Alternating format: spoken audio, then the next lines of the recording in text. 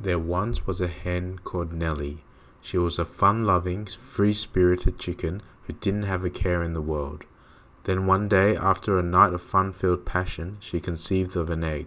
But she didn't want to raise the egg. She was too young, she thought to herself. So she did the only thing she knew to do and gave the egg to a human being. "Please look after it for me," she pleaded. Time passed by and Nellie has become a full-grown hen. She had another egg, which turned into a beautiful and adorable chick. Nellie loved this chick very much and raised him to be a fine young chicken. One day there was a knocking at the door of Nellie's home.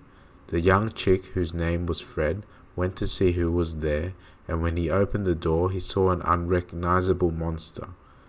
Who are you?" Fred exclaimed. "I am your brother," the monster replied.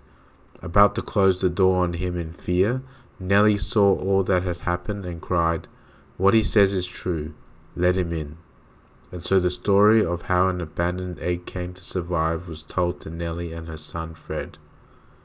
"I am the result of a scientific experiment gone wrong," the egg began.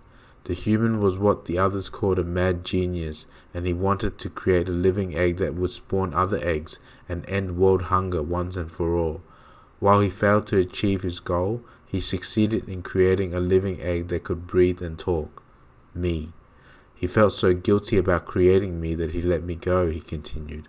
"I trekked through the city, remaining hidden from the rest of the world, which only saw me as a monster. At first I felt angry that my parents would abandon me, but after watching many movies about abandoned children, I realized they probably had their reasons for doing so." Upon hearing this, Nellie broke down in tears. "I was young and clueless," she said.